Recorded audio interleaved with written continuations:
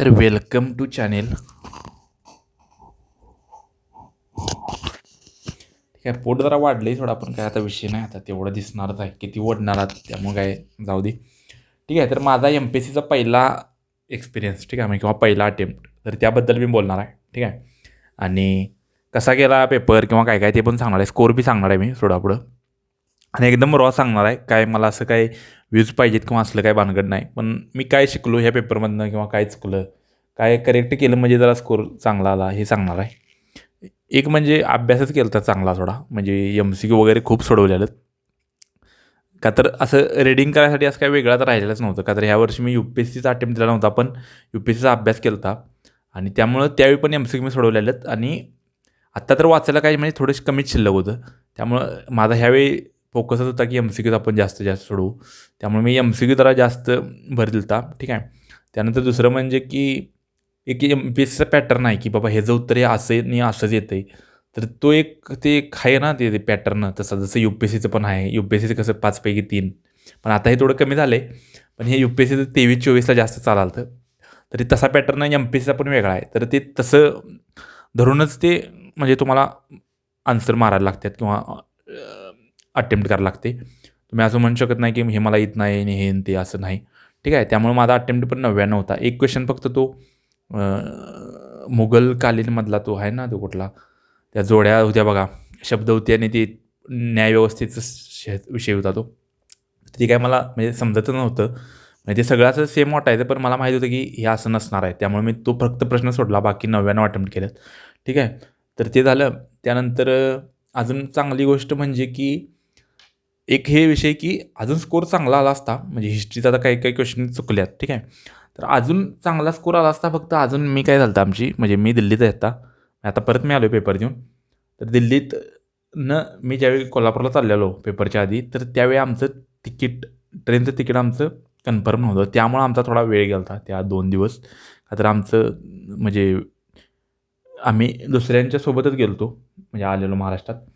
Ticket होतं आमच्याकडे पण कन्फर्म नव्हतं, त्यामुळे ते थोडा आमचा खूप वेळ गेला होता. म्हणजे 2 दिवस प्रवास जरा हे झाला होता, म्हणजे टाईम वेस्ट झाल्यासारखं झालं होतं ते. का तर माझं जे शेड्यूल होतं की त्या दिवसात हिस्ट्री करायचं होतं मला, पण ती हिस्ट्री ती राहिलंच ती, का तर असा सगळा विषय झाला त्यामुळे हिस्ट्रीत थोडं क्वेश्चन चुकलत किंवा जितकी ॲक्युरेसी पाहिजे होती 3 क्वेश्चन तर चुकलतच सोडा त्या हिस्ट्रीत, असं आहे. त्यामुळे तोही विषय झाला. त्यामुळे हे सांगेन की सगळ्यांना की जर पेपरच्या आधी तुमचं काय ट्रॅव्हलिंग वगैरे होणार असेल, तर ते आधीच तुम्ही सगळं कॅल्क्युलेशन करून ठेवा. का तरी 3 प्रश्नात असा फटका बसतोय. ठीक आहे, आणि मेन म्हणजे एक अजून एक कॉन्फिडन्स आला की बाबा आपलं काय जरी नाही झालं किंवा काय जरी म्हणजे इकडं काय UPSCत म्हणा किंवा विषय काय असा विषय होणारच नाही, पण आणि काय विषय झालाच किंवा काय, ठीक आहे, किंवा म्हणजे मेन आपल्याला प्लॅन MPSC म्हणून म्हणजे चांगला प्लॅन आहे म्हणजे माझ्यासाठी तरी. का तर इकडं व्यवस्थित तसा अभ्यास आहे आणि त्या अभ्यासावर MPSC तर निघू शकते, म्हणजे ॲटलिस्ट आपण क्लास 1 तरी महाराष्ट्रात होऊ शकतो, काय अडचण नाही. फक्त वेळेचा विषय आहे, का तर MPSC थोडं वेळ घेते, म्हणजे थोडी प्रोसेस स्लो आहे, त्यामुळे थोडा वेळ द्यायला लागतो तरच ते रिझल्ट येतो आहे. म्हणजे ह्याच्या आधी मी अटेम्प्ट देत नव्हतो यासाठीच की MPSCची प्रोसेस असायची 1.5-2 वर्ष. पहिली आन्सर की, दुसरी आन्सर की, क्वेश्चन डिलीट हे ते, त्याचमुळे मी देत नव्हतो. पण ह्या वर्षी शेवटी म्हणजे आलोच, म्हणजे MPSCनं आपल्याला झोकवलाच थोडा, यायला लावलंच. ठीक आहे, आणि त्यामुळं हा विषय झाला. आणि अजून एक असं होतं की UPSCचं की UPSC म्हणजे MPSC द्यायची वेळच येणार नाही, किंवा UPSC इतका वेळ कोण देत बसणार आहे. UPSC 24मध्येच निघेल, 25मध्येच निघेल, पण 25चा मी काय अटेम्प्टच दिला नाही सोडा. पण असं एक होतं, पण ठीक आहे. आणि तसा ॲटिट्यूड पाहिजे पण आपला, म्हणजे एक्झाम देताना आधीच आपण निगेटिव्हली असं होता कामा नये की मला आधीच इकडे MPSC द्यायला पाहिजे, लागणार आहे किंवा असं तसं. आणि स्टार्टिंगला तुमचा म्हणजे तो एक कॉन्फिडन्स, हाय कॉन्फिडन्स पाहिजे पण. ठीक आहे, फक्त त्या कॉन्फिडन्समध्ये चुकीच्या काही गोष्टी करू नका. ठीक आहे, हे मी सांगेन.